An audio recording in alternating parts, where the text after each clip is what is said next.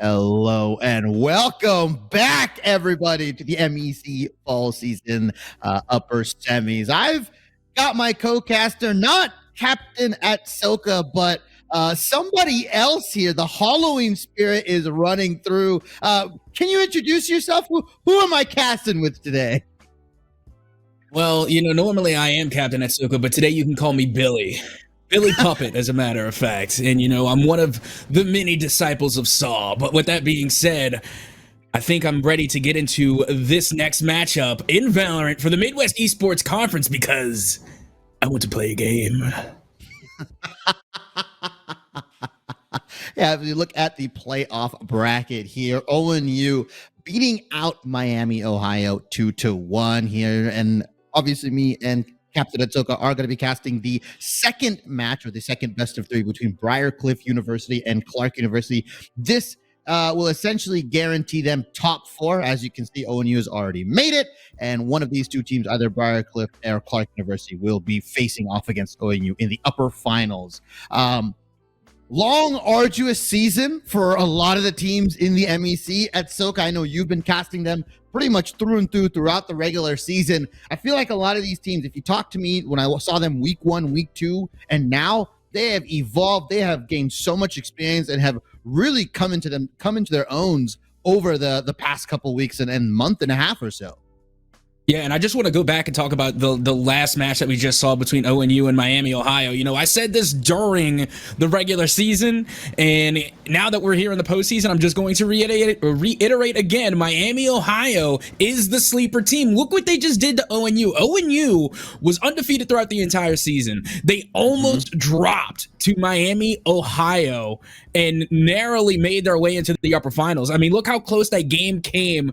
And again, I don't think Miami, Ohio is finished. I don't envy any team that has to go to the lower bracket and go off against Miami, Ohio. And this is exactly how I predicted it. I remember Captain was not capping on this. I said ONU is going to narrowly squeak by, and then Miami, Ohio is going to drop to the lower bracket, and they're just going to run. They're going to run the lower bracket, in my opinion. But with that being said, I think you also have to watch out for Clarke and Briar. These two right here is going to be another insane matchup. BCU, for the record, came out and made a video and said they're about to take the whole thing. So again, they have a lot of confidence coming there from BCU. So I don't know. Is that confidence going to be enough to take Clarke?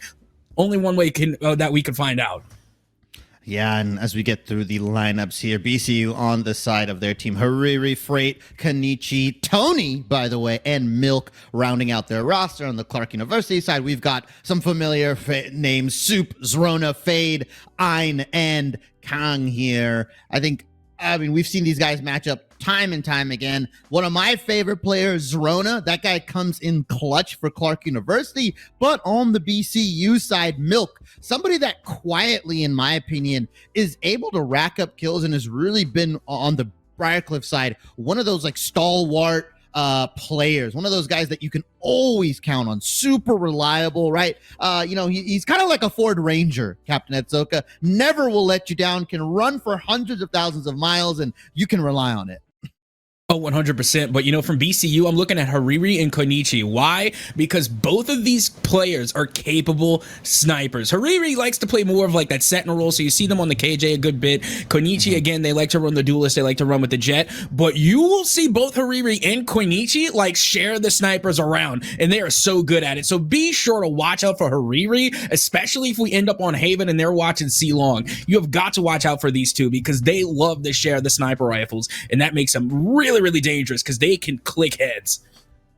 Yeah, for sure here. And I think right now we're entering a very interesting period for Valorant, right? Because the game, other teams' plans, right? Yeah, pretty much that's exactly what happens. I think we're entering a very interesting period for Valorant as well, because in a couple days, we're going to get a new patch. A bunch of different characters are going to get buffed. So the game that these individuals are playing today, or even this past week, will change literally in 7 days, right? The game that they're going to be playing, from leaks, a bunch of Sentinels have been buffed. The Judge has been nerfed. My favorite weapon, Captain Atsuka, is finally getting the nerf that it deserves. And so I think right now it's super, super, important for them to clutch out this win because they need time to study the game. They need time to maybe relearn some compositions before coming into the upper finals, the grand finals, and so on and so forth. Because the game will change.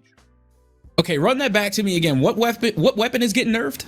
Oh, my favorite one, the judge is getting nerfed. Okay, all right. That's understandable because, again, the purchase power for the judge is insane for what you can make of it, especially in the hands of a Raze or a Jet for that matter. But with that being said, one thing, Cypher players rejoice. We are getting yet another buff, and this one's actually good. This is like the last buffs, okay, whatever, but this one is actually good. Cypher mains, expect to see Cypher coming back out on Bind. Cypher Bind, the combo, it's going to come back because now, in order to get rid of the trips, you actually have to shoot them. Like, they won't go away just by walking through them. And now, it's just going to be that much more better because not only that, but you're going to have the Yordu clones are going to activate it, bots, doggos, anything can set off the trip. So again, the Cypher just getting a much needed buff, and I love it. Cypher was my first ever main coming to Valorant. It warms my heart to see them getting love. But let's go and check out these maps now. We got Bind, Haven, and Ascent.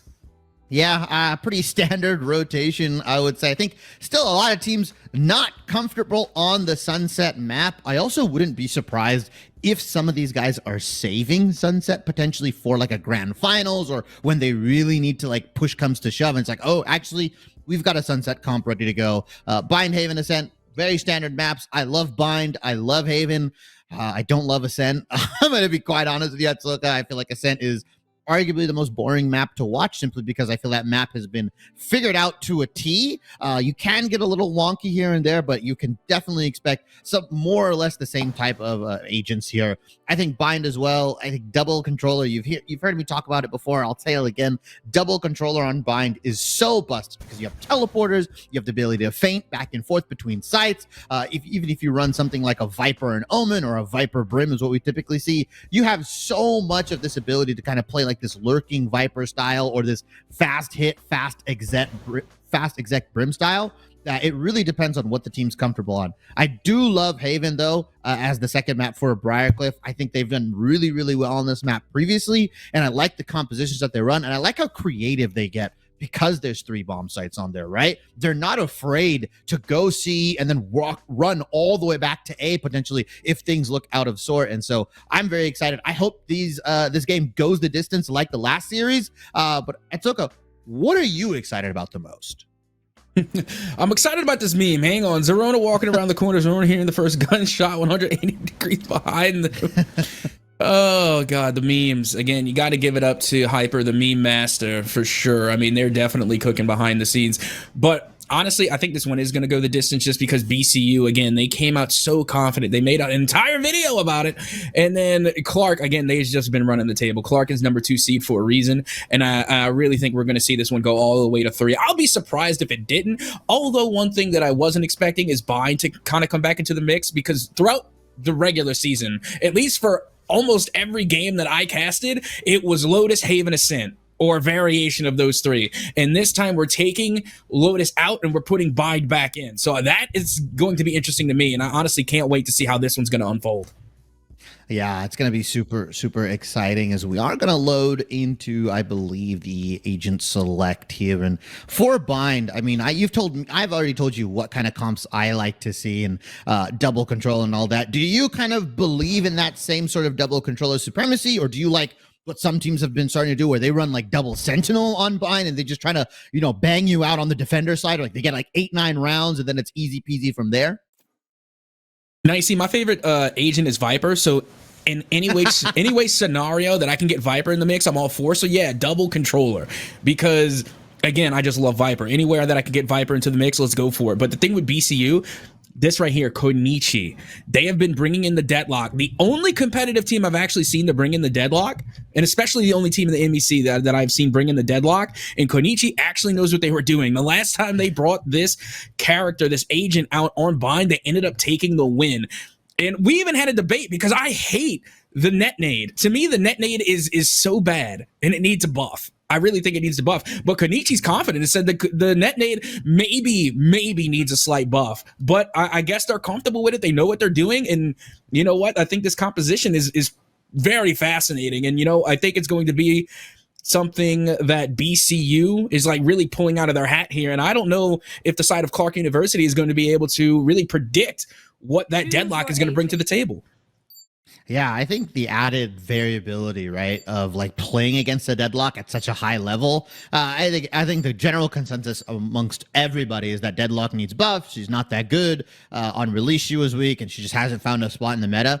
How many teams have competitive deadlock practice, right? How many teams understand like what to do against it, right? Where do they place their trips? How do they play against the net nade, right? That kind of stuff, like you mentioned. Even against the ultimate, right? It's an easy pick, and that ultimate can just change the shape of a round completely, because now you have to decide, oh, do I shoot my teammate free and potentially leave myself open up to swing?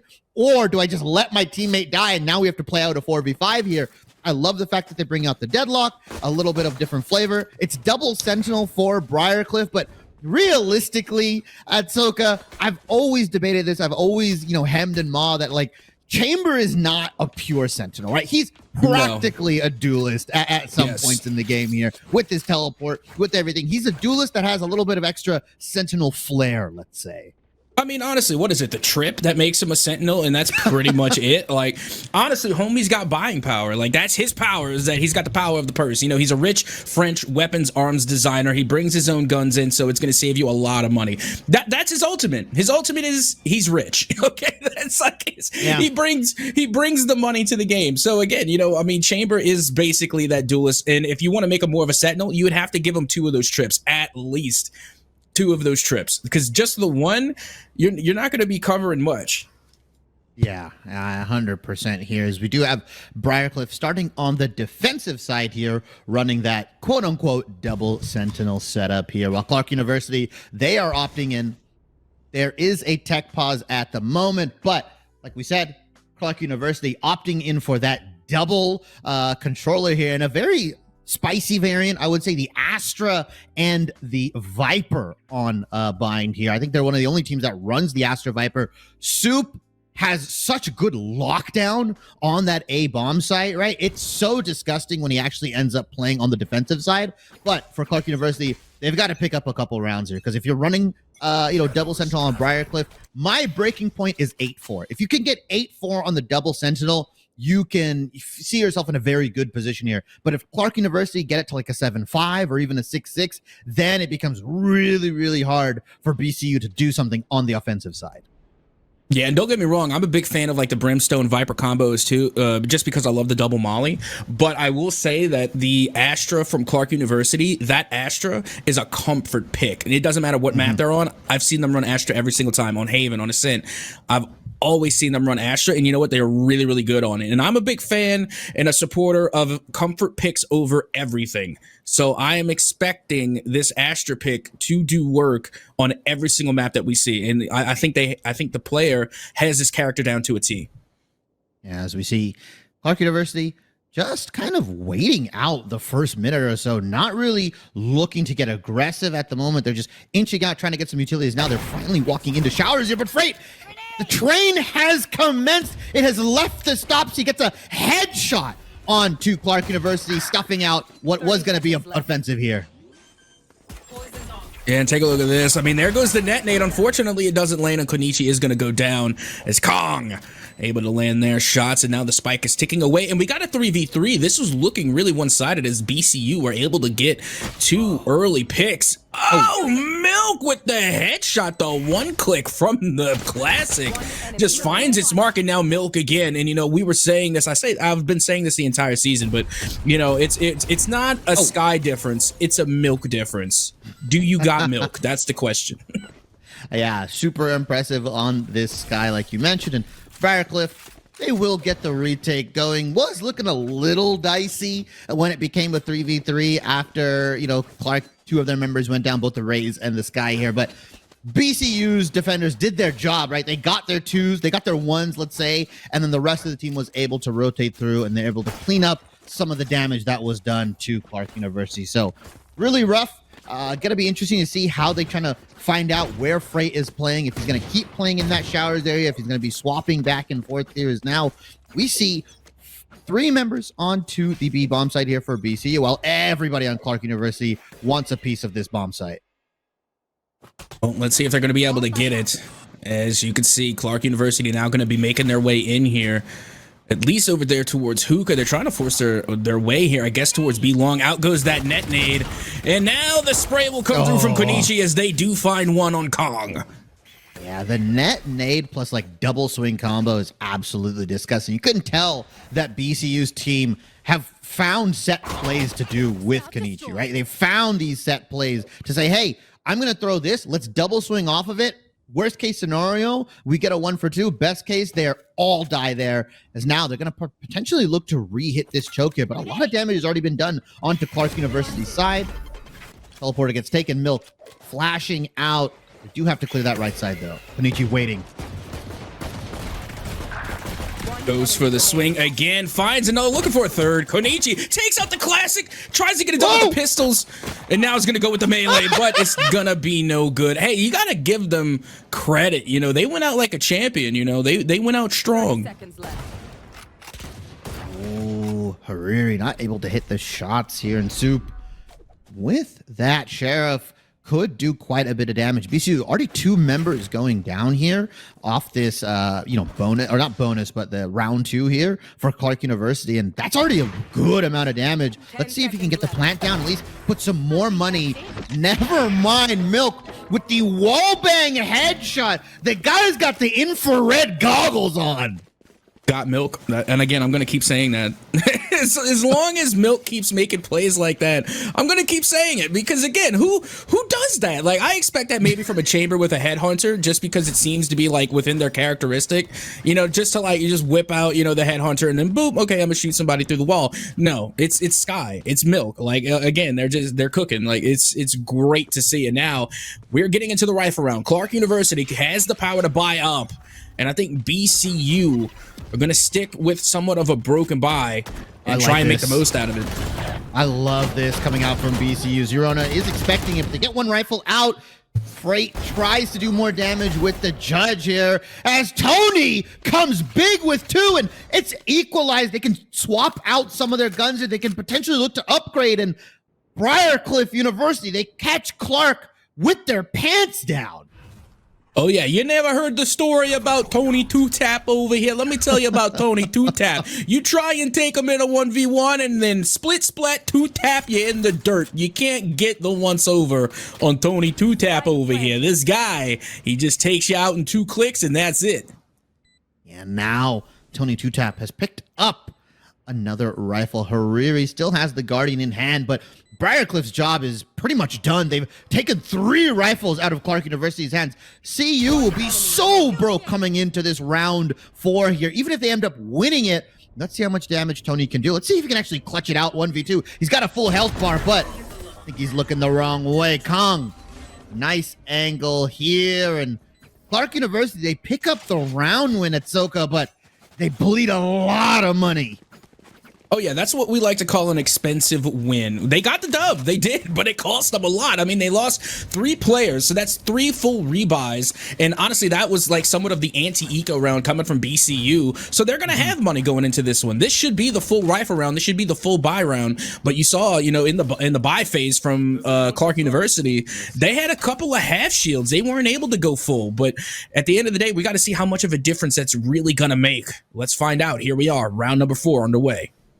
Had Soka, and this is where I like to call the real Valorant begins. The real game, round 4, when everybody's got rifles ready to go, when everybody's looking to tap heads, as Riri is not able to get the kill here, but does quite a bit of damage onto Clarke University here. The Rays, already 18 HP. How do you entry when you're that low? Gonna get healed up from Sky here, but they're still missing some armor, and it's going to be really rough. If they just tap him in the head, double body shot even potentially, and that guy's going down.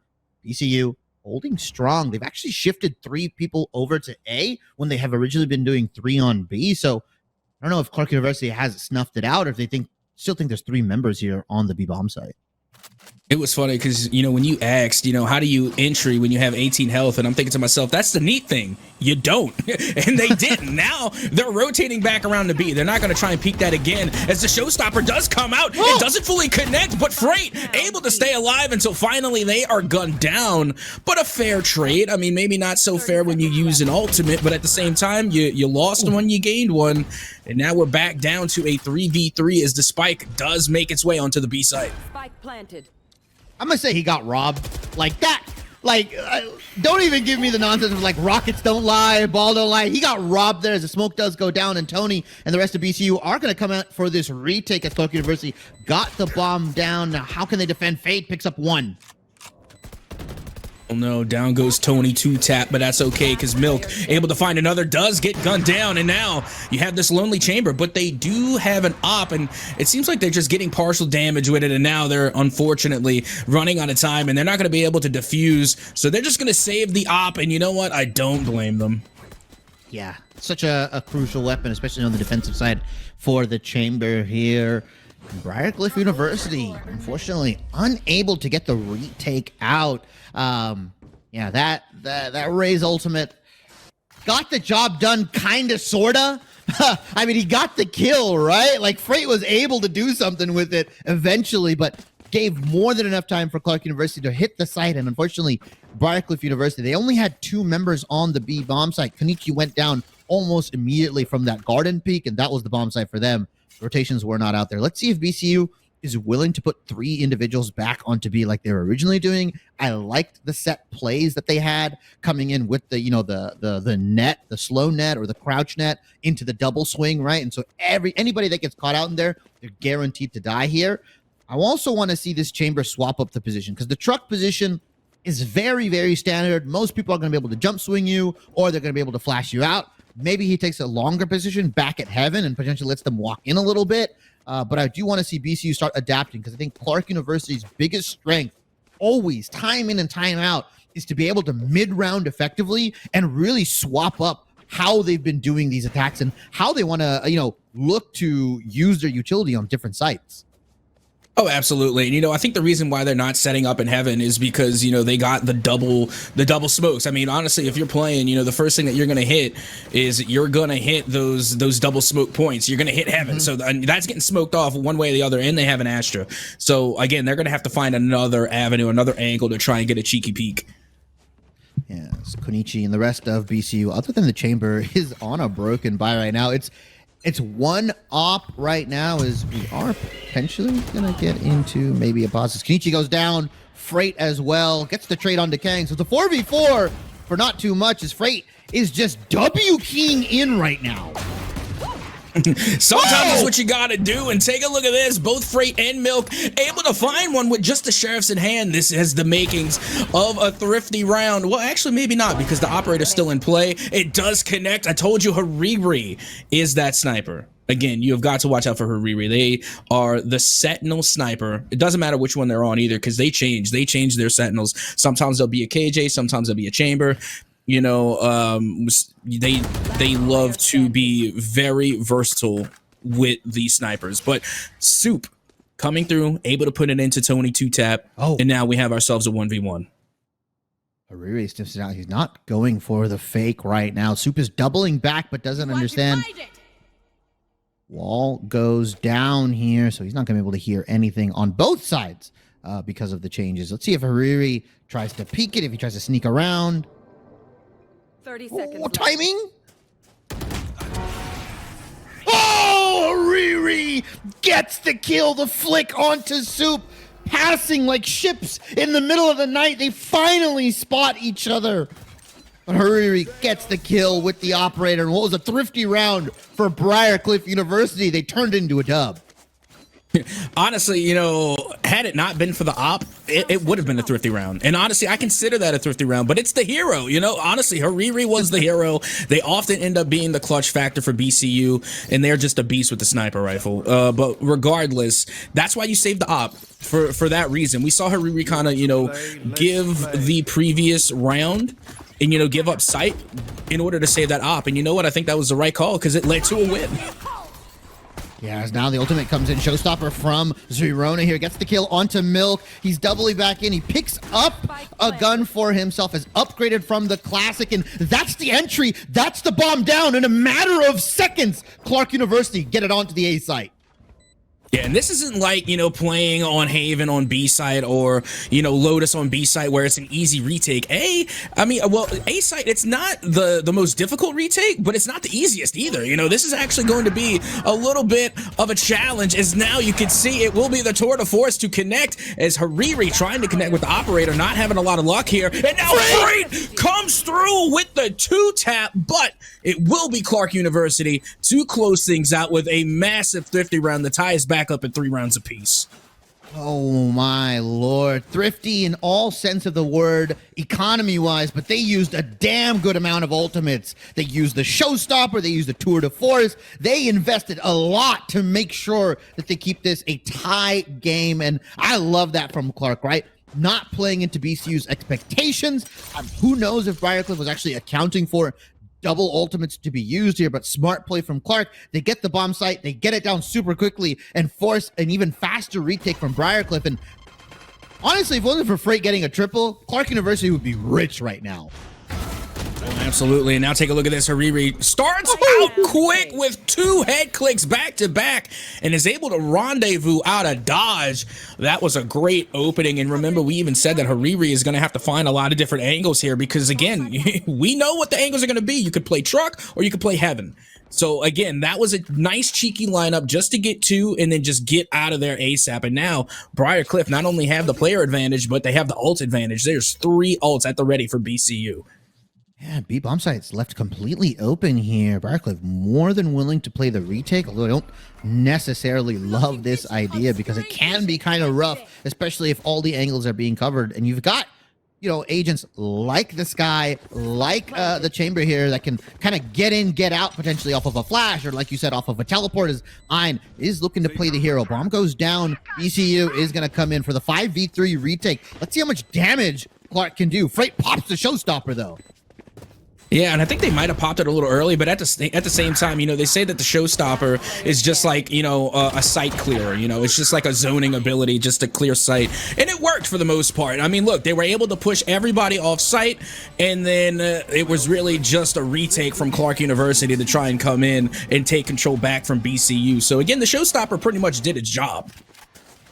The Showstopper is just a big-ass Hadouken at Soka. That's what it is. That's all it is. That's a zoning tool. It's a fireball, however you want to see it. That's what the Showstopper is in that regard.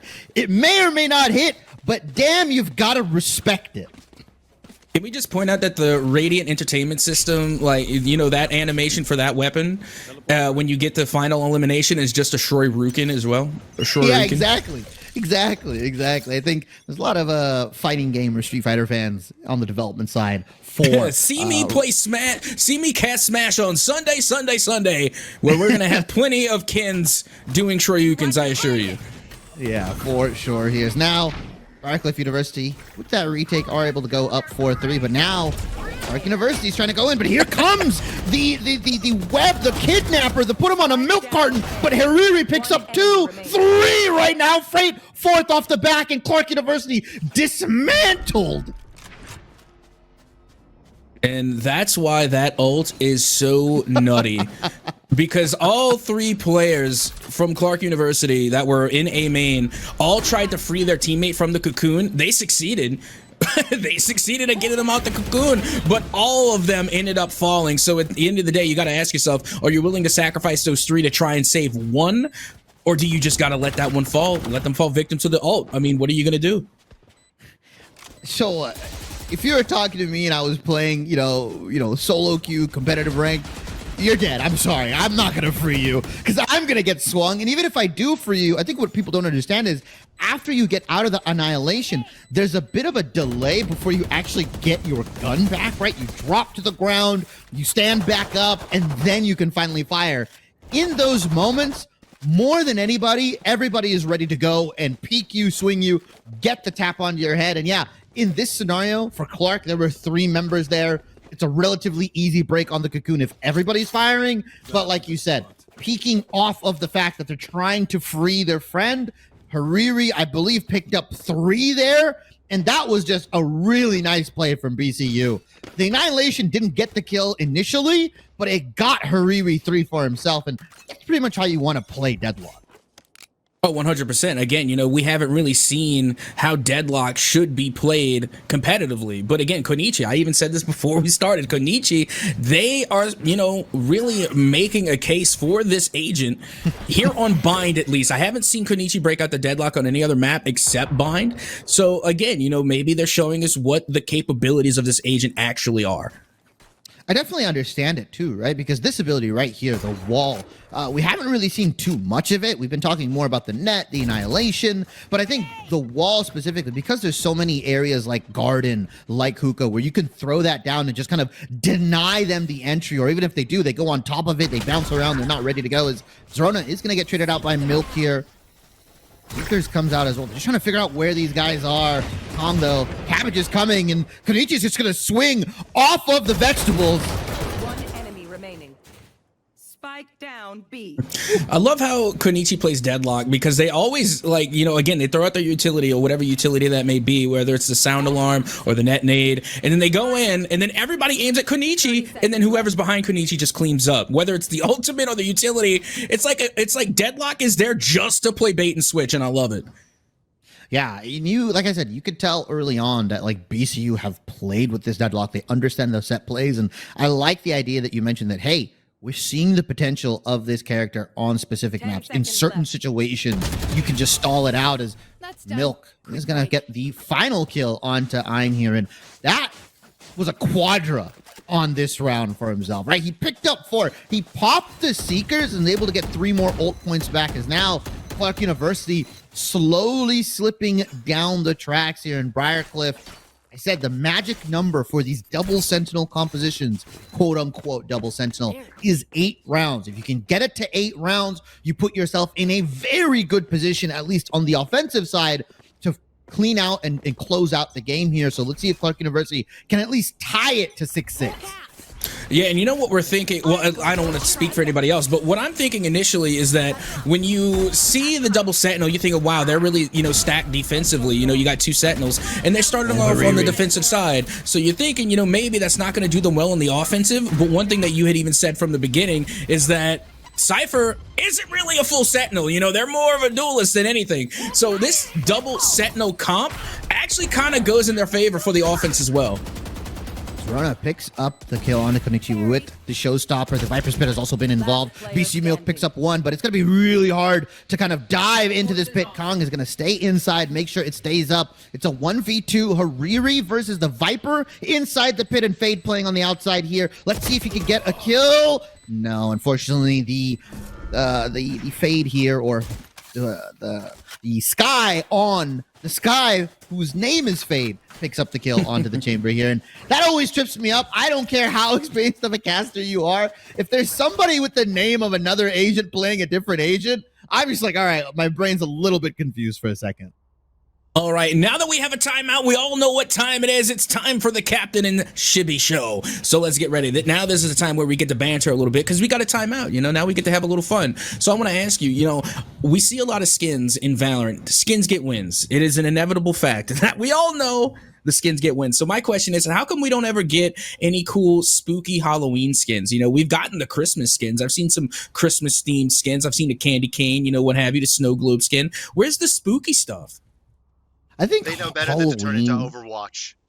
As a holiday is probably the most underrated, right? If you ask most people what are their favorite holidays, most people say Christmas. I know I'll say Thanksgiving. Something I love Thanksgiving. I love food. I love the macaroni and cheese. I love the turkey. I love all that stuff. I think Halloween, I think a lot of people unfortunately grow out of it and they just don't understand how to have fun with it later on.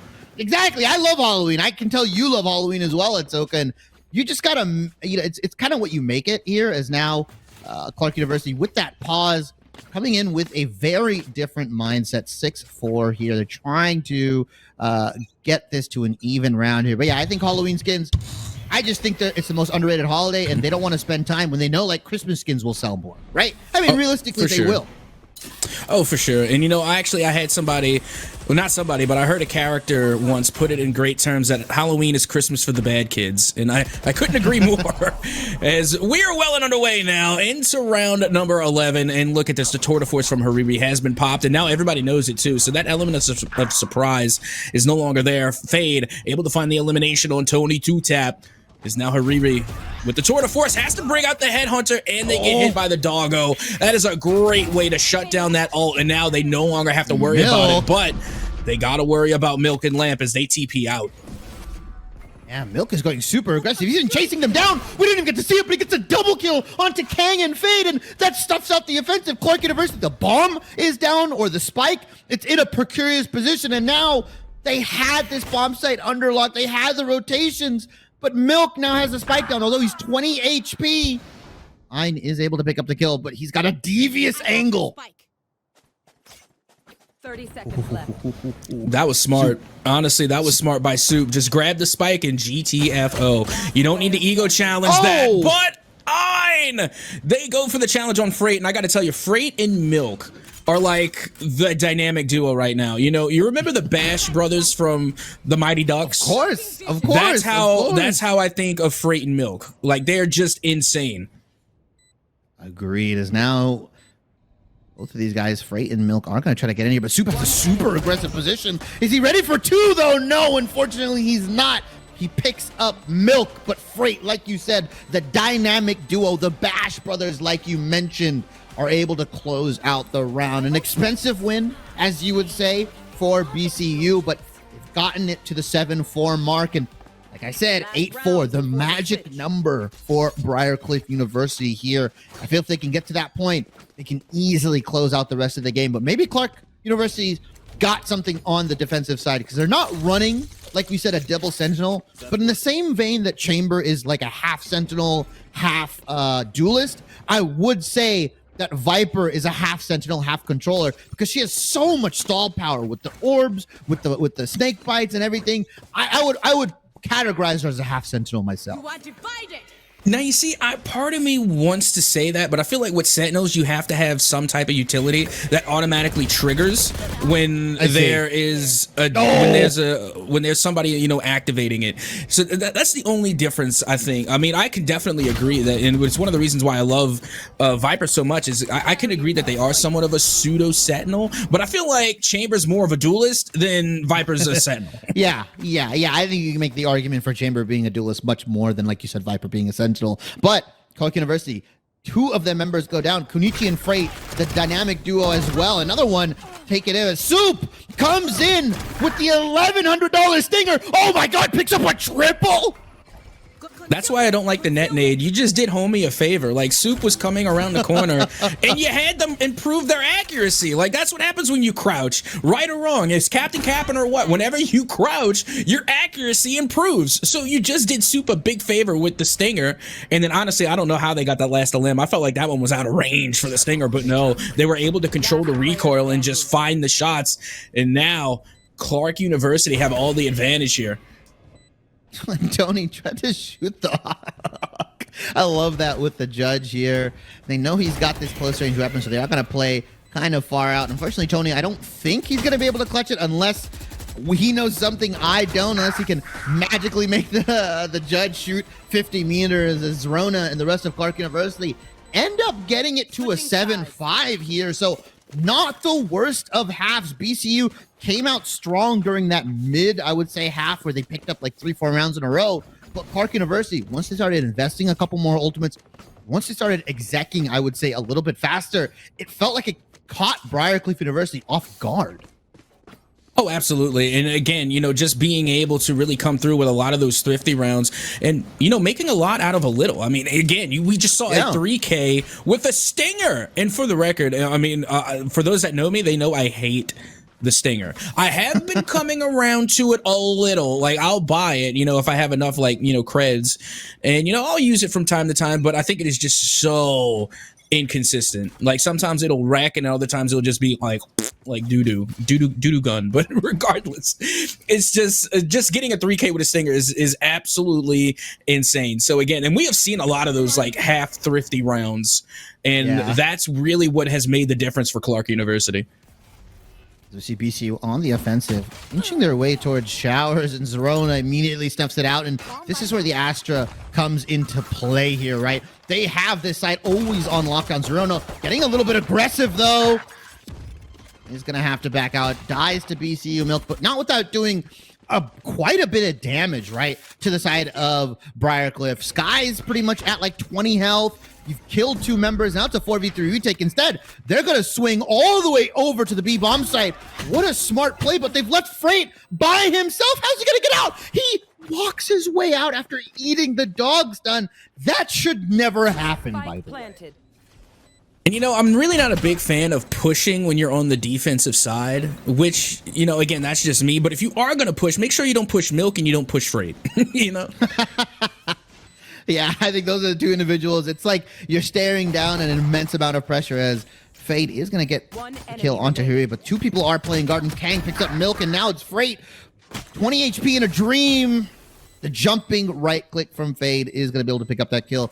That round was Clarke University, let's say, after 2 members went for BCU, but the ability to swap on over, get the plant down, get some money for themselves, smart from BCU, and I love that mid-round call, like, hey, Freight, sorry, you just got to get out the best way you can. We're going to hop it over to the B-bomb site here, and I love that from them. But Soup, on this Astra, it's really hard to break this A defense here. This guy, his stars, the way he plays off with his team, it is so suffocating if you're on the offensive side. Oh, absolutely. And then you have the wall on A that's coming from Viper, or you can even set the wall on B. Either way, point is that you're going to have coverage. And honestly, having that double smoke, I think, does them a lot more favors on defense than it does offense. So I think Clarke University is really, like, you know, on their better half here on Bind. So we're going to see what they can do with it as we are well and underway into round 14. And Zerona waiting in lamps with the judge. Enjoy it while it lasts, because that will be nerfed soon enough. Yeah, you only get 5 shots for it now. It's not 7 anymore, so you have to be damn near accurate. But even then, I feel like that nerf in of itself is not that crazy. If you're a judge player, you're more often than not 1-tapping, if not 2-tapping. So the most kills you can get on it post-nerf will probably be 2, even 3, as Fade will pick up the last kill on Tahiri. Let's not get too excited, though, Atsoka. That was an eco round for Briar. They ran into, unfortunate, the jaws of the judge with pistols in hand, and that is a matchup that almost is 100-0, right? It's like if a judge versus pistols, judge should win that every time, assuming he doesn't catastrophically miss here. Now, Clarke University, they're going to come out here against rifles from BCU, the first rifle round for themselves, and let's see, are they going to try to dare themselves back into that lamps area, or are they going to play the long game and just wait him out? Only one way to find out. I mean, we're back tied 7-7. Zerona now once again with the judge, but they're not going to need it. Ein with the Vandal, able to find one, and then Zerona again with the judge. Just too much fun with the judge. Again, it's just too much fun to use. You got to use it. And again, great Viper orbs here in mid. And all I got to tell you is just good luck pushing against this team. They literally have every entry covered. It's so disgusting because you've got the giant Viper Orb covering A main. You've got Astra Stars covering on the A showers area. And oh, by the way, if you try to hit B, oh, we've got a wall coming in. We've got global stars as well. You cannot push a site unless you fast exec, or you have to wait the utility out. So Riri is going to get called the Ein. Kang is going to trade it. Soup is going to get it onto Tony.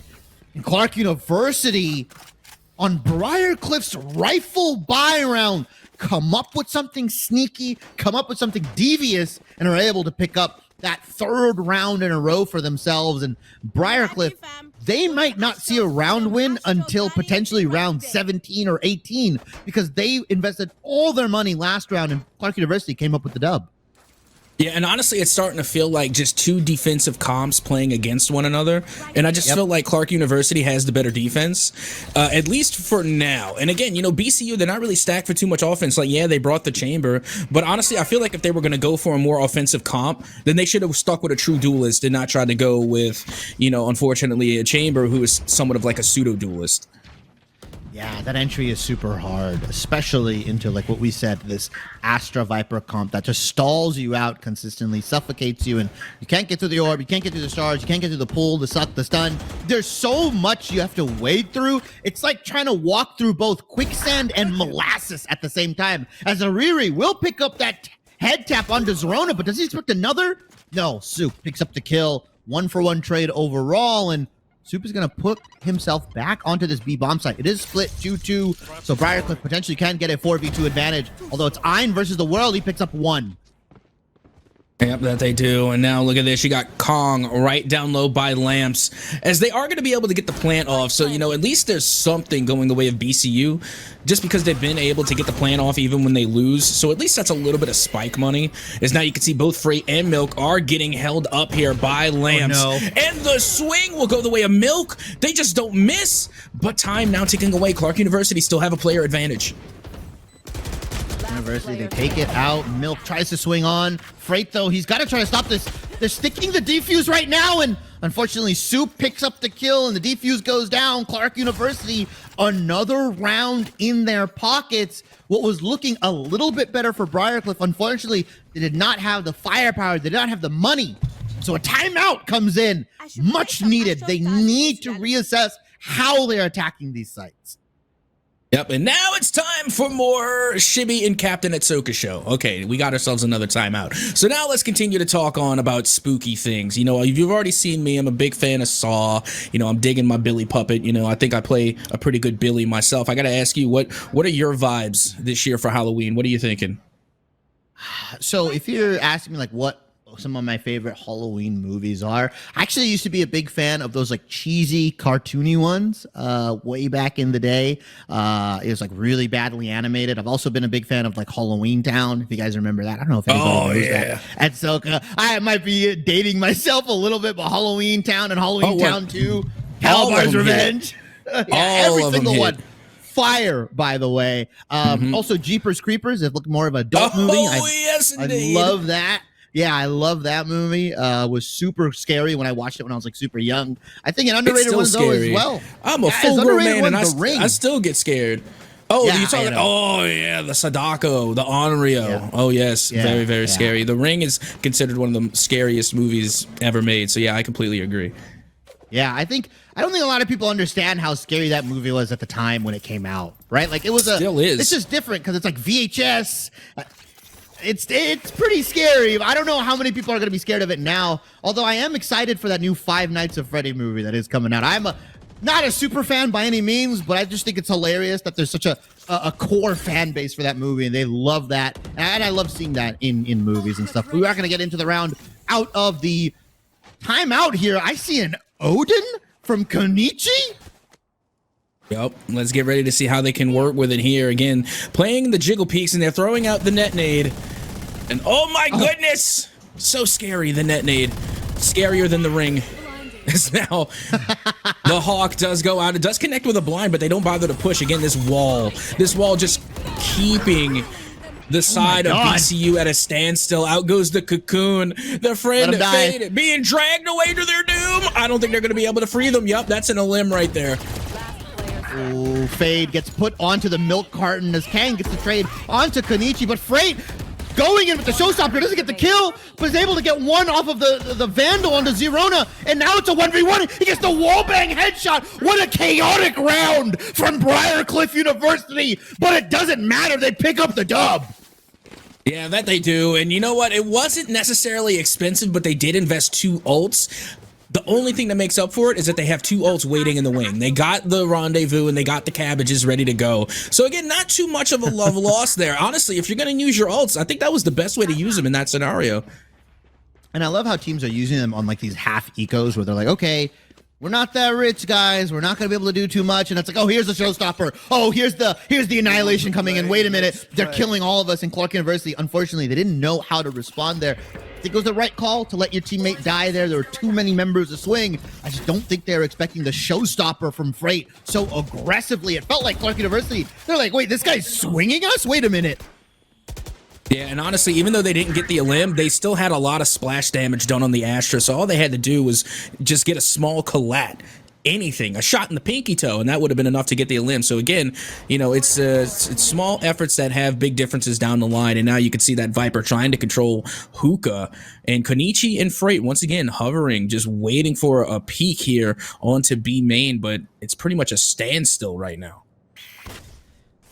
Yeah, Clarke University just waiting their timeout. They're forcing Briar to do something, right? They're facing them. Hey, you've got to come in at like the 20-second mark, the 25-second mark potentially, because we've got so much stall as the cabbages do come out from Briarcliff University, but they're kind of just there for information, right? They saw two go the way of a bomb site, so I think they're thinking potentially that there's less members onto B as they all swing over, as now Zerona and the rest of the gang are looking to put a stop to this. Clarke University, though, BCU goes down 1-2. Soup picks up 2. Oh, absolutely. Welcome to the soup kitchen, because soup is cooking. Meanwhile, Zerona finds a two-piece. The quick scope. I'm sorry. Is this Valorant or Modern Warfare 2? What was that? That was sick.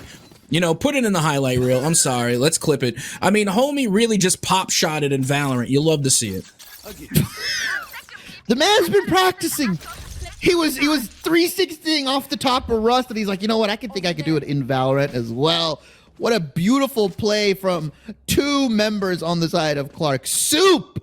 Just a crazy lockdown onto this A-bomb site. And Zerona coming in with the defensive here. 2 op kills for himself. These two members are absolutely bonkers.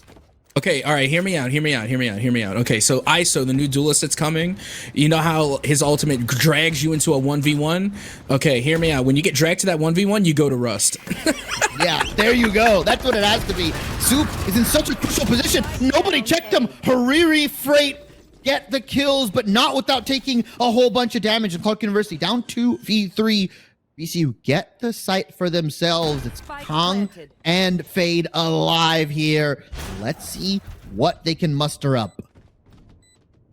Well, they're going to send out the doggo. That's always going to have a little bit of the muster there, as they do connect with Hariri, but again, not much doing, mostly just intelligence. The much needed intelligence. The Hulk goes out, but no, they can't get anything off the Hawk. Even though the blind did land, unfortunately, they weren't able to confirm the limb, and now Freight goes up high, but they're just wasting time here. Again, playing a little bit of hide and seek as the time continues to tick away. Fade will be dealt with by Hariri, and that's going to be a much-needed round win going to BCU. Yeah, and I called it, right? They're not going to be able to get their first round win until like round 17, round 18. We are now into round 20 is what it is now, and they're finally able to kind of get some wins constantly across the board. As he's done playing games. He's like, you know what? Let me bust this out. Let me put a stop to this momentum that BCU has garnered themselves here. He's pulled out the tour de force. He's pulled out the better op on Chamber, and he wants to click hands. He wants to click bodies. He wants to make sure that Briarcliff University remembers his name. Well, we're definitely going to be remembering their name for now. As there goes the net nade, and they actually use it to get not one but 2 limbs. I'm not sure if Soup got caught up in the net nade, but that first limb definitely did. And again, it will be a 2-player advantage in the favor of BCU, as they also have 2 ults at the ready. Spike planted. Let's see what they can make of them here, as the spike will begin to tick down yet again on Clarke University. Yeah, and they never have to peek heaven, right? They understand where Ein is, and they will never swing this guy. They won't peek him. They'll just smoke him out completely. Briarcliff University. He's going to get one down, but Clarke University, oh my lord. Unfortunately, the retake doesn't come. They know where Kong is. They've spotted him out. The nade comes in and able to trade one, but BCU, another round notched onto the belt here. 10-10 apiece, double digits for both of them, when what was looking like a Clarke landslide has now gone into the favor of Briarcliff. They are building momentum. They are picking up round after round, and crucially, Clarke University, they've got to take the time out. They have to. It is 10-10 now. Things are getting a little bit tense, but let's alleviate some of that tension with the Shibby at Soka Show. Another episode coming to you here at the timeout. And, now, we've already got to talk about a lot of spooky things, but, I really want to talk to you about this game that we're having right now. Again, they were stuck at 10-10. It seemed like it was going to be a battle of the defenses, but all of a sudden the BCU offense woke up. What do you think happened? I think BCU's just like snuffing out a lot of what Clarke wants to do, right? They understand, okay, they've got some set plays. They're doing the setup. They read that shower play completely, by the way, right? They threw both the net nade and they threw the paint shells in there, anticipating, expecting somebody to push up close to showers. That nade was not for long showers. It was for short here, and they immediately got the read here. I think Briar have busted out the book and are absolutely turning the pages of Clarke University's strategy. And, while we got 10 seconds before this one starts, we talked a lot about the net nade. And, Hariri and Konichi, they both feel a certain way about the net nade. I think it needs a buff. As much as I love Hariri, you already heard me talk good about Hariri. I got massive respect for Hariri. But, I just think the net nade needs a buff. Honestly, I'd be comfortable with it having 2 charges, the same as Sage's Ice Orb has 2 charges. Because essentially they do the same thing, right? Yeah, it's both a slow, although one does make you crouch, like you said, as Freight is gonna lock in that showstopper, not get anything out of it. He's not really gonna push anybody off the side, as Soup is gonna pick up one. Tony gets the retrade.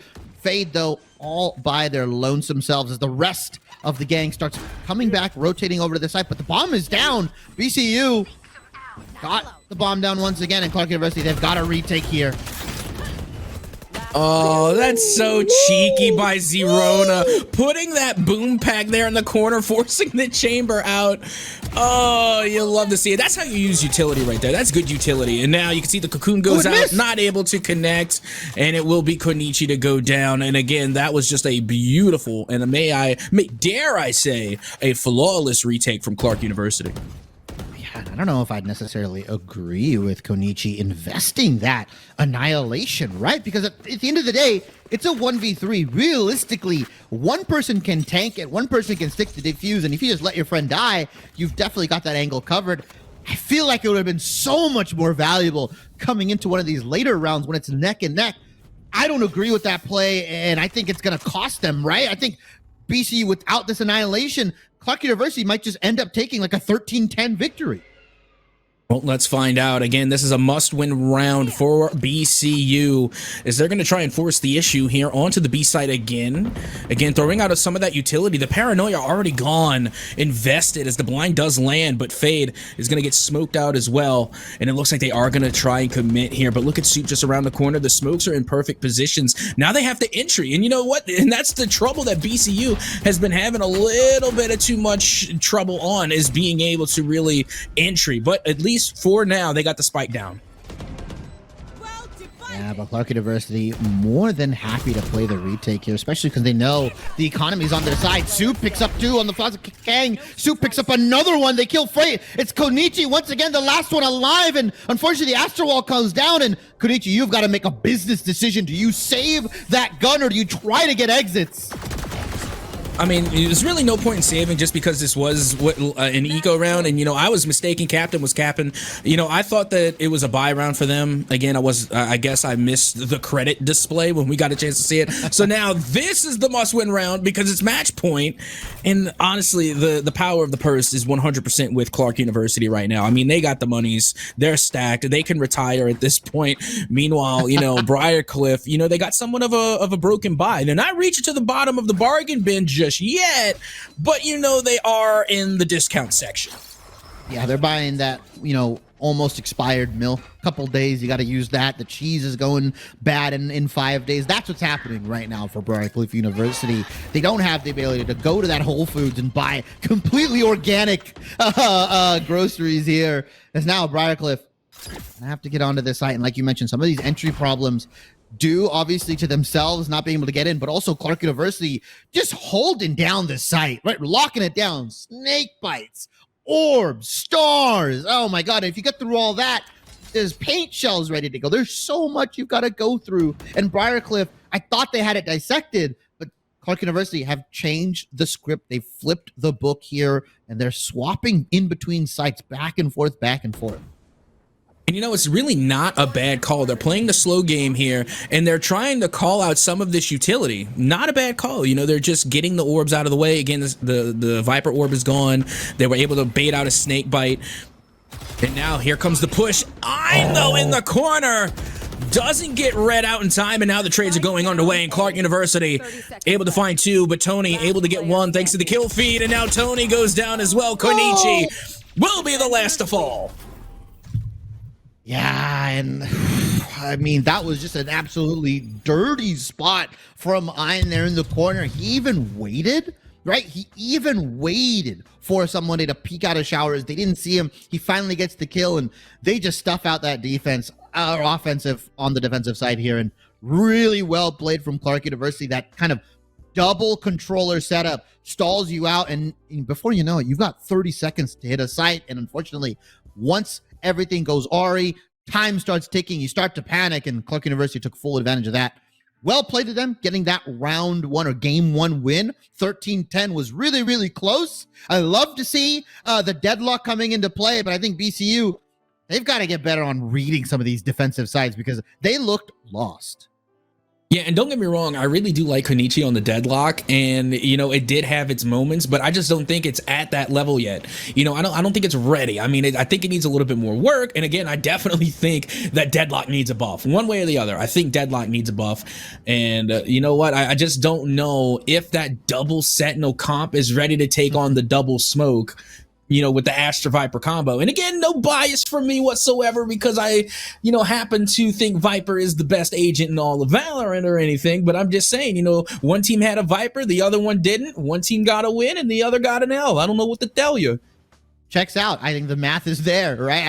I don't see anything wrong with that analysis, but I think you kind of bring on a bigger point. It's like, yeah, you've got this double Sentinel setup, but smokes work wonders, especially if you don't have a way to like pop flash out of it, fast exec, right? Because usually if they're running the double smoke, if you got something like a double, you know, like something like Jet and Raze, right? Where they can exec super, super fast, right? With the Skyhawk coming in, right? So you throw the flash out of the smoke, you fast exec onto the site, and there you go. You've got the site clear. But in this case, they only had one duelist here, unfortunately. They only had the one Raze, and once that gets stuffed out, once you don't have the ability to go in because you're stuffed out by the snake bites, the orbs, the stars, the suck, the stun. Oh, by the way, you've got to deal with a trip. You've got to deal with, you know, this chamber swapping positions, holding these really weird off angles. Then it becomes really rough because you don't have a way to clear the site cleanly. And unfortunately, that's what you saw. BCU got stuffed out on bind. They didn't know what to do. And unfortunately, they tried to play this like waiting game, wait out the utility, do all that. But then you have 30 seconds and it's done and dusted. And Clarke University pick up that game 1 here as we are going to move on to Haven, which was BCU's choice.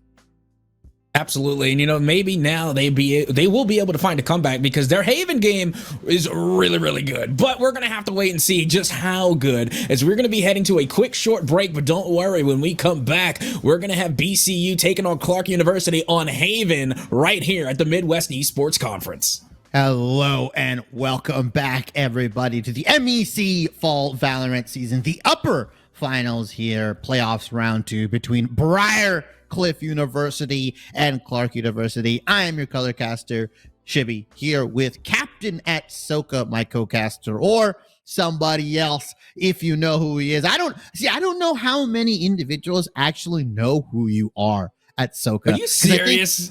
This is a pretty recognizable character. I would say so. But like, I think horror movies in general, like we talked about, have not been on the up and up. I think a lot of the good horror movies, and maybe I'm being a little bit nostalgic here, I feel like a lot of the really damn good ones were released during our childhood, and I just feel like nobody's watching horror movies anymore. I'm about to say Saw X is in theaters right now. Okay. Like, it's literally in theaters right now. This is the prime. You know, this is prime time Halloween stuff, okay? You know, it's like I'm not off the schedule. You know, I know what day of the month it is on the calendar, okay? This is where you expect to see it, okay? There's no shot. I'm sorry, you've got to know who Billy Puppet is. Even if you don't know who Billy Puppet is, it's still a banging costume. Like, it's still pretty hardcore. I dig it. I love it. Yeah, I mean, I think the scene that runs through my head is just him on the tricycle, right? Just, you know, rolling on in. I mean, that's like one of those things that's like ingrained in my memory. But like you said, Saw X is out. Everybody's watching Five Nights at Freddy, man. I know all the Zoomers, all the younger millennials, bro. They're watching that scary movie. The animatronics are taking over. But enough about Halloween, enough about scary movies, as we're going to get into map 2 of Briar University versus Clarke University. Here, Clarke ended up taking bind 13-10 with their double controller comp. They edged it out on the defender side here. They got it to, I believe, 7-5 in the half, and then they just started racking round after round after round here. Although we are on Briar University's map pick here, Haven, the triple bomb site bonanza. And you've mentioned that they are probably one of the best Haven teams in the MEC. I mean, what do they specifically do on this map? Is it the way they feint? Is it the way they attack bomb sites? What have they been doing in your mind that makes them one of the best? Now, if I had said that this was the best Haven team, then my bad. I apologize, because I shouldn't have said that. Because, again, we have a lot of talented Haven teams. I'm just saying that this team does have a good Haven composition. And you know what? I was even talking to Beautiful Crow, and, you know, also you as well. We were discussing that you can't have yourself a competitive Valorant team and not have a good Haven. Like, it's a necessity. You've got to have a good Haven. And one thing that I was picking out in particular is Hariri on Haven on C-Long. More often than not, I see them on a KJ. And the way that this team just plays defense on Haven, I think is the correct way. They definitely need to step their game up on offense, because I feel like they go a little bit too high risk, high reward. But I still think that BCU does have a good Haven pick. And this is another thing. Kenichi, you know, where we see a Sova or a Breach more often than not, they bring the fade. And honestly, I love that pick. I do love seeing the fade come out on Kenichi. And I think it does work well for them. But, you know, we're going to have to just see how well Clarke really runs with the meta. It's the meta for a reason. And it's just going to be how effectively can Clarke run that. Yeah, double controller. You see the Jet. You see the Omen, you see both Breach and Sylvan. Obviously, you've got to round out that composition with the Killjoy here. And although, like you mentioned, BCU going for a different flavor. They've swapped out the Duelist and they've swapped out one of the Initiators here, although they still have got that Breach KJ Omen combo here. And I mean, I like it. I like it specifically when there is kind of like a defined set of agents that are good on the map, but you have some flexibility, right? Hey, you don't like to play Sova? Okay, go play Fade here. Oh, you don't want to play, Jet on this map? All right, go play potentially maybe a Yoru or a Raze, or you want to play something a little bit more aggressive or selfish. You go for the Reyna here. I think both of these guys, though, fulfill that same sort of specific duelist. And I think there was a content creator that kind of talked about how there's two subsets of duelists, right? There's an entry forward, like break onto the site kind of duelist, and there's more of a selfish, kill heavy duelists, things like the Reyna and so on and so forth, right? Those kind of heroes. And I like, or agents, sorry. And I like the fact that we get different flavors here. Yeah, wrong game, my bad, guys. As we do see Clarke University posted up here onto what is going to be the garage area, though. A nice little combo coming out from BCU. The Fade, I will say the ankle biters into the paint shells. Yeah, not a bad start. I mean, they do get just about half off of the Breach there. And look, they're already throwing out those concussions onto the B site because they know where the push is going to go. And this is actually a really great call. Freight able to find the first limb. And now, just like that, it will be Briar taking full control of the B site. But look at this. They're quickly rotating over towards A. And that's where you can find Hariri. Clarke University now trying to get the quick plan off, and it does go down. Yeah, really nice play from Briar as though Clarke University, Kang and Ein pick up 2 for themselves, so they've evened it out. BCU, their KJ is low on health. They've got to get the retake going right now. And oh my god, 2 quick kills. Kenichi and Hariri. Fade, can he pick up the kill onto Fade here as he gets Kenichi? Gonna defend that bomb. Doesn't have much util, has actually nothing in the tank. He's got to raw swing this. Tony picks up the tap here with the Sheriff, and was looking like a bleak round for BCU. 2 quick kills onto Clarke for the retake, and they get that defuse. I like what Clarke did. I like how they still attacked the bomb site, but that set play with the C's plus paint shells, that did so much more damage than I think people understand. Yeah, and you know, I think it was great to start things out with, but I'm wondering if BCU will fall victim to that again, because now they know what strat, you know, to watch out for. They fell victim to it once, and you know what, it can happen again, but I think now that BCU is kind of a little bit to the wiser, they're going to be watching out for it now specifically. So again, we'll see how they play in the long game, as now we get round number 2 underway, somewhat of an anti-eco for Clarke University. Briarcliff, Ares in hand, a lot of interesting weapons. Are just gonna be able to tear through his Konichi with the double headshot with the Bulldog, and Ain's also trapped here. They're gonna push him. Yeah, he's vulnerable. You might as well pick up the Quadra Konichi. Go chase the ace, baby. Yeah, you got to let them ace at this point. I mean, they did the hard work. Out goes the Prowler. It does connect in the... No, Milk! Milk, come on. The Prowler connected. That was Konichi's ace. What are you doing? Milk, BM, he doesn't care. He doesn't care about your ace. He doesn't care about any of that. He's like, no, you don't need it. I'm going to take it away from you. But that would have been a very good kill nonetheless if it went over to Konichi, because he would have been super close to his ultimate and a potential retake in some of these early rounds, right? Clarke University is going to go on their first rifle round here. Let's see how expensive Briarcliff can make it for them, though. We saw last game on the half, BC was able to come up with the win onto Clarke University's rifle round, as we see a little bit of cheeky spamming coming out from Milk. Doesn't get any damage done, though. Yeah, and Soup able to find the first limb there on Hariri. Great early pick, and one that they definitely needed, because now all of that utility on C main is now null and void.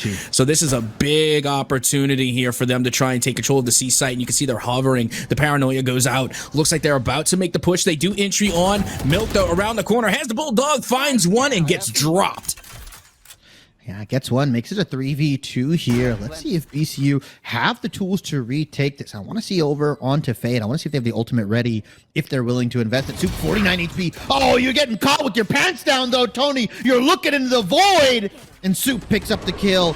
Konichi, though, has the ultimate ready. Yeah, they're gonna full send this. One enemy remaining. And nice use of the intel there to pick out where these players are. And look at that, BCU getting the bonus round here on Haven. That is huge. Again, you know, BCU, they're currently down in the series. They're down by 1. So it's match point. If they lose Haven, you know, then it's all done and dusted. But they are off to a fantastic start. Honestly, if you're BCU, this is how you have to start against Clarke University. Yeah, and I love the fact that was off the back of, you know, the Fade here. Konichi popping that ultimate for the retake, and if you didn't get a chance to see, Freight is 1 point away from the showstopper, so they even have another potential retake tool here. It is looking very rough for Clarke. Even if you get the bomb site down, Briarcliff has so many tools stored up in the bank to retake. It's looking very rough. Yeah, it is. It is looking very dire. I mean, BCU, they have the buying power now. They forced Clarke University into an eco round, which is why they call it the bonus, because you're nearly guaranteed another round unless Clarke University pull off a thrifty, which they have before in the past, so they could do it again. But BCU, again, they are just looking really strong very early here on Haven. As you can see, the push now looks like it's going to head into Garage. 5 men into Garage. Let's see if Hariri can come out. Unfortunately, only picks up the one. Kang trades him out, and Milk is in a very good position. Flash catches 2. He's able to pick one down. Another flash. He invested, and yeah, he's pushing Clarke University back into the Garage. He says, get back in there. You're not allowed on site. You are grounded. And now you can see Freight making their way through. Again, a nice haunt. Able to pick up one, and then Freight with the wall bang. What was that flick? My word. Is now Ein, the last player standing for Clarke University in a 2v1 gunfight. I don't know. I'm pretty sure this one is also going to go the way of Briarcliff. But, I mean, I got to tell you, Clarke University, they definitely made it an expensive round. They took 3 players down from BCU. So still not a bad round for Clarke University, but that is going to be the 4th unanswered win going the way of BCU. And at this point, do I have to act surprised if Freight flicks your head? Like, the dude has a highlight on the MEC channel of him 180 flicking somebody. What is a 45-degree flick for a man like that? What is a 90-degree flick for a guy like that? I mean, this dude is coming up with some of the most impossible kills. It's illegal. It's not allowed. at Soka. I mean, this guy is popping off. I can see why the freight train starts and it never stops. I just think it was funny that they were able to get that flick through the wall, but then couldn't get the one that was right in front of them. Yeah, it's funny how that works. You know, you got to just go on pure reaction and instinct. You know, you got to go ultra instinct, if you will. And now you can see Ein getting a little bit of that intel. Yeah, this could be the opportunity here as the showstopper goes out, doesn't connect. And Clarke University already down one player here in round 5, but they even the odds. Ooh, nice showstopper. Tony and Freight, they'll pick up a couple kills, and Clarke University down to 2. Soup, though, has control of the site, I think. No, Tony, unfortunately, gets the trade kill. Milk as well, and it's 5-0. It's so good. It's looking pretty rough for Clarke University. It definitely is. Again, you know, this is why Haven was the BCU pick. I mean, clearly they're just running so well on this map, and you know, some would argue that Haven itself is an offensive sided map. So again, Clarke University, you know, should have at least 1 round win by now, but you know, they've already gone 2 rifle rounds and they've lost both of them, and BCU on their way to going 6-0 here in the first half of Haven. I think the saving grace is that Clarke University does have a couple ultimates stored in the bank here. Kong is 2 points away from his, but you've also got the Omen ult available. I think you also have the Breach ult. Is now Kong is going to get the trade onto Hariri, finally opening up Garage, but Kenichi's here too. They don't see him. Actually, I lied. They just spotted him. He's going to back out of there, and Freight picks up Soup on the lurk, and Ein picks up another kill onto BCU Milk, so they're going to get onto this site. Although Freight and Kenichi, man, the dynamic duo, the Bash Brothers, like you mentioned, they're keeping the site a little bit hasty. They're keeping it a little bit too hard to handle. Freight picks up 3. Is he just going to push it for the 4th? Oh my God! How do you stop this man at Soka? That's the neat part. You don't. I mean, don't get me wrong, they definitely can. Freight is a human like the rest of us as far as we know. And you know what? We have seen Freight be eliminated. We have seen Freight be stopped before, and is one of my most popular and most favorite quotes of all time. If it bleeds, we could kill it. So, I mean, Freight definitely having themselves a game, but they're not immortal. But with that being said, it is now time for more Shibby and Atsoka show, as we do have our first time out here on Haven. And you know what? Again, I want to talk to you a little bit more here. Now that we're actually on Haven, do you think this is an offensive sided map? Granted that it has 3 sites. It's rough because I think the B bomb site is a little bit of a meme sometimes, right? Like, it is kind of hard to defend if you are, you know, you're taking it, right? If you play that post plant defense, it feels like you're kind of suffocated in. That's why you see most people or most teams, they'll either just run one person on B, or sometimes you'll just leave it completely open. I do still think it is an offensive sided map. I think there's a lot of different ways to work through, and especially if you have like a good lurker specifically on the side of the attack side, you can really get a lot of value there. But I just don't think Clarke University is able to do that. I think their Omen has been getting sussed out every single time and has been dying on the lurk. And unfortunately, if you lose your single smokes, the map becomes infinitely harder on the attack side. I do think it is attack sided though. Alrighty, well, I mean, Briar Cliff, if they're doing this well on defense, I can't wait to see them get on the offensive side, as we are getting ready to get this next one underway. And, you know, while we still got a little bit of time here, you know, I gotta ask you, you already know my favorite agent is, in fact, Viper. Who is yours, out of curiosity? Oh, I'm an edgelord, man. I love Omen. He was the first agent I played, and I pretty much haven't stopped playing him, although I'm just in love with that controller role in general. As Kenichi, though, he's going to throw down the C's here just to stop that push. As we do see a bit of a cheeky lineup. Yeah, Kong is going to get forced out because of this breach utility. That was beautiful. Yeah, that it was. And now the Blade Storm also being activated. And now the Nightfall cometh as well. My goodness, BCU taking full control here onto towards the A site. They put down the Blade Storm Fade, able to find one with the Stinger, and they will be gunned down by Milk. And it looks like they got sent to the future there in some type of space in time defining orb. But it is going to be the 7th uncontested win coming from BCU. Yeah, I mean, that is just insane from Briar Cliff University. And yeah, I think they are a really damn good Haven team. I mean, they're 7-0 right now. They've got Clarke University stumped. I don't even know if Clarke University knows what they want to do on this map. It feels like every sort of which way, every direction. They try to go garage, they try to go through short, they try to go through sewers. BCU is everywhere all at once. And you know, that's so infuriating as well, because I encounter that a lot when I play. And you know, I'm not as high level as these players are, so just having these high level of players, you know, just kind of be everywhere all at once, I can only imagine how frustrating that has to be. And now take a look at Clarke University being able to come through with 2 cheeky peeks to start things off. It's now a 4v3 as time continues to tick away, and Ein being able to land their shot perfectly, finds another, and now it's a 3v2. The Hunter's Fury is out, doesn't connect. Riri with the sniper does get one, but they get traded out, and now it's a 2v1 scenario as the time continues to tick away for Briar. Milk tries to force the issue, but it's not going to be any good. Yeah, and that was really nice coming out from BCU here, or sorry, Clarke University. Specifically, Kong picked up on the fact that 2 individuals would be pushing from that sewers area, gets the kill, gets traded out, identifies that there's one more coming in, and yeah, I like that from Ein. Picks up some crucial kills, stalls out with the Hunter's Fury. I said B bomb site is a little difficult to hold for the post plant, but if you've got a couple ultimates in the bank, you're willing to invest it all, then yeah, you can definitely keep that in your hands. Here's finally Clarke University get on the board here, and hey, you can make it a 7-5. If you can go on a run here, this is a very winnable map for Clarke.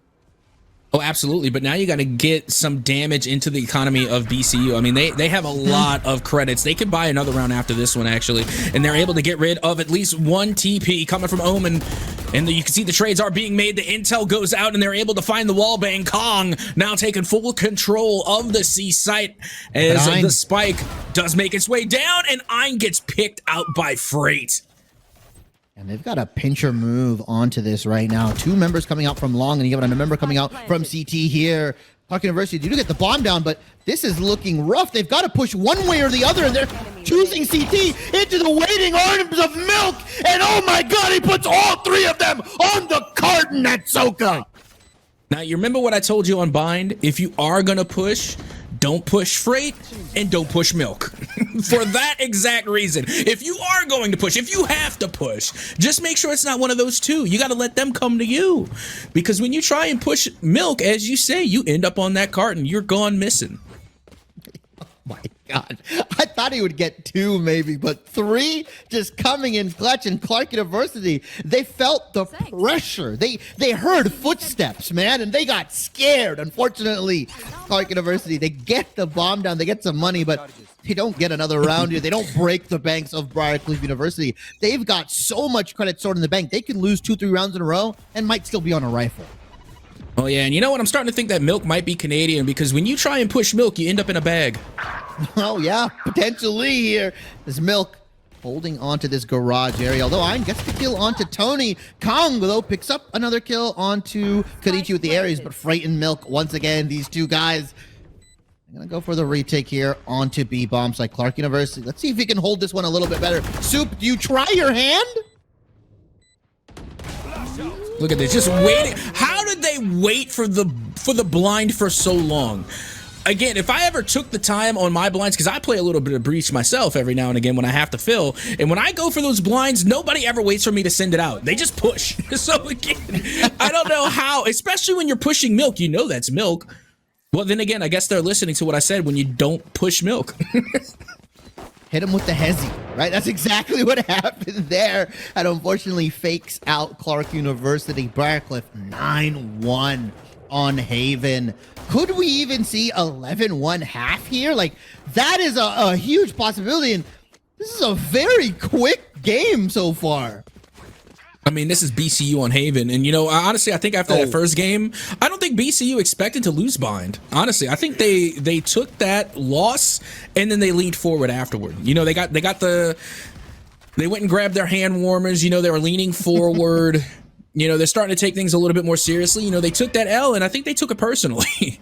Oh, yeah. I mean, 13-10, nail-biter of a match here. And Konichi had busted out the Ode and is There you go. He's gonna pick up a kill. Hariri as well. Milk, Zerona, the trades come in, but Clarke University are on the worst end. 3 members for BCU to the 2 of Clarke, and they've got an Odin pushing their back. It's a scary movie, man. That's an Odin on your backside pushing you, running at you. 100 bullets in the clip. They get the bomb down, but they aren't taking the fact that there's somebody behind them. They're pushing it onto CT again. Yeah, and the paranoia did land. Oh, it's Rona going through all the odds here. They have the Blade Storm, but they get picked out. Honestly, I think you just gotta wait. You gotta wait that one off and then right click with the Blade Storm. Doesn't matter. Zerona, nearly the hero, gunned down by the hero Hariri from Briar. Again, I'm telling you, Hariri is that clutch for BCU. Yeah, I mean, it's no doubt. I feel like everybody on the side of BCU is playing up to their best ability. I mean, Freight, 17-7, Milk, 13-5. Even Konichi on the fade, setting his team up for success. And yeah, the quieter members, Tony, right? Like you said, Hariri, not able to shine as much, but they've been keeping down the defense. They've been on lockdown. The sign of a good killjoy is not the fact that you get a bunch of kills on defense, is that they never come over to your site. The moment they spot you there and they leave, as now Hariri puts the lockdown on to the A bomb site here. Oh! Yeah, and that was a little cheeky there. You saw that Hariri actually had the Vandal behind them in case they had the switch, and I think that would have been the right call, but, you know, they tried to stick the op, not realizing that Jet had rushed onto site, and now that KJ ult was able to clear sight. Now, here comes a retake, which is how you have to play this as well. Haven is a retake defensive map. Oh my god, he's standing in it. He doesn't even care. He's not phased by the molly, and they haven't checked him. He's gonna wait for 1. He's gonna get 2. Zerona with this position, tanking the molly, is like, you know what? I can stick it. I can stay in the pocket. Soup and the rest of the gang, though. It's a 2v2 right now. Fade picks up 1, and Soup picks up the other. Clarke University saving themselves a little bit of embarrassment. It's a 10-2 half. And you gotta believe Clarke is saying all they get is 10 here. That's all they get. Nothing more. And you know, it's funny because, you know, during the NRG Neon Dream, you know, Tanner was, again, a colleague of mine, was pointing out that, you know, we're all obsessed with the 9-3 curse, but nobody ever talks about the 10-2. And believe it or not, the 10-2 curse happened twice throughout that event. Oh, I mean, yeah, 9-3 is old. 10-2 is the new one coming in. I've seen teams throw it. I've thrown some of those myself, man. Like, it happens. Sometimes you get a little confident, you start slipping, and you're like, wait a minute, what? It's 10-7? 10-8? Uh-oh. Guys, it's 10-11. Why are we losing? We were up at the half, as now BCU on the offensive side. With this fade, I want to see how they get creative. They are going to throw Paranoia onto the B bomb site. They're just going to run right in, and BCU, in less than 10 seconds, they get the bomb site. Zona on the back. They know where he is. Yeah, that was a great call out, but look at the pinch now, because you had Zerona, you know, coming from the flank there on window, but you also had a push from Garage, but just as quickly as they went out, they got gunned down, and now it's a 2v2, even health looking on both sides. Ein does land with the shock dart. They try and get that last limb as they're trying to bait out the push. A trade. This is a 1v1. KJ v KJ. Is Hariri the hero of BCU? Not today. Kong able to get the final limb and the defuse, but can't really blame the side of BCU, because honestly, that if you're gonna play B site, that's how you have to play it.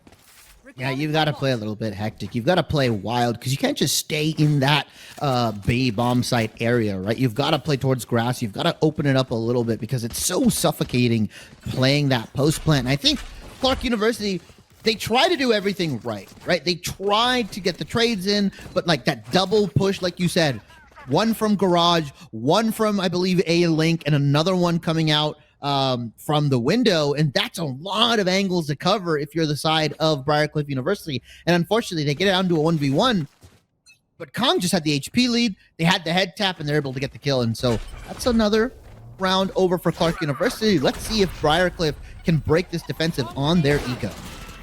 I mean, look at this. They're going full send onto the C site. They're able to find Kong. And then thanks to the kill feed, Soup now finds 2. Looking for 3, finds 4. You gotta let them ace. Soup has earned it. My goodness, I've never seen the Bulldog used with such accuracy. Ace the Bulldog. Let's go, Soup. The first ace of the day. Clip it. That's it. That's it. Hang on, production. Nice ace. Yeah. I was gonna say hyper. That's it. That's the clip of the week right there. That's it. Yeah. Bulldog head ace. Head taps galore onto the side of Briar Cliff, and one-man army that is Clarke University Soup locks that site down. And I thought Freight and the rest of BCU had it. They got that opening kill, but this guy with the Bulldog is able to lock it down. And now 10-4.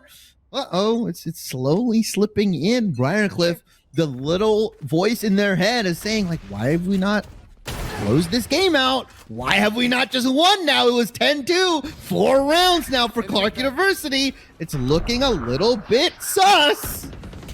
Yep, just a little bit here. And, you know, this is going against the narrative that Haven is an offensive-sided map, yeah? I mean, throughout history of Haven, the win percentage has gone back and forth. It's like a pendulum. Some seasons, it'll be offensive-sided. Other seasons, it'll be defensive-sided. It's really interesting how that works. But, you know, so far today, at least for the time being, it seems as though that this map is defensive-sided. Let's see if BCU can start getting their game together here on offense.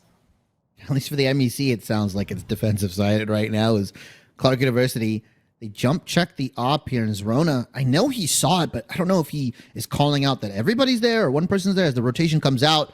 Zrona needs to move, right? Either he needs to move or this KJ needs to move, because right now they got 5 members coming on to this A-bomb site. And now look at the push. You got Ein with the Spectre, able to find one, find two. And finally they get traded out as the bodies are hitting the floor here on the A site. BCU able to take full control and pretty smart to smoke out Heaven. I think they know the opposite play. Oh, and he's going to be able to get one. No, he legs him. Unfortunately, he is not prepared for that Omen sneaking out onto sewers as he picks up the kill onto Konichi with the ghost here. Kong, though, puts it into 1v1, and mind you, Tony has been legged. He's one shot away, and he still gets the head tap on the gang. And they took the op. Just throwing it out there, and they got op. You always got to throw that in, because you remember, and you know, on Bind, we saw that, I want to say it was the Chamber that ended up saving the op. I can't remember for which side. And then they ended up getting a round win in the very next round. And I don't know if they're going to use the op or if they're just going to throw it away so that way Clarke University can't have it. But, you know, again, you always got to grab that op. Yeah, I mean, you always get it. It's one of those dynamic weapons that can change the course of a round in the blink of an eye. Here is Clarke University. I feel like they're on like a half-buy, sort of, kind of. Some of them have rifles. I do believe this Jet, I think Zorda might pop knives here, potentially. Like, I saw that she had the Sheriff in hand. There's another A hit potentially coming in. And even though Clarke University is ready, I don't know if they're going to be able to pick up the kills. Face your fear! Dash gets popped here, and here comes the Fade ultimate. And the Nightfall now going down onto A site, as it is going to be an all-out push again coming from BCU. They're able to get the trades to fall their way. They do lose one in the crossfire, but it's going to be a 4v2 retake now for Clarke University. So again, a fantastic push here coming from BCU, as now only one will remain. Soup from Sewer, able to find Tony. And that might be all that they find, as Hariri able to wrap things up with the op. I told you, Hariri with the op, with any sniper in their hands, is just a danger. Yeah, I mean, he's an absolute madman on that operator. And it becomes really hard to take back the site if you're playing against that offensive operator. That post-plant op can be super disgusting. And you saw his ability to cover Heaven, the immediate peek out, and you die here. Clarke University, they had to win every round. Every round was a must-win round for them, and this one's no different, obviously, because it's match point. 12-4 for Briar Cliff. They just need one round for themselves in the next couple ones here to close this map out here. Zrona, unfortunately, gets caught pushing, and that's not how you want to start off your do-or-die round with one of your members going down. Oh, absolutely not. I mean, but this is BCU we're talking about. This is BCU on Haven. This is their map, and they're going to take every advantage you give them. And now you can see they're going to be reining in with the Hunter's Fury from Clarke University because they know BCU, once again, they're going to try and go for A. They have gone for A on the last 3 attacks, and they're not planning to leave anytime soon. Yeah, and Kang and the rest of Clarke University, they're on like this broken buy.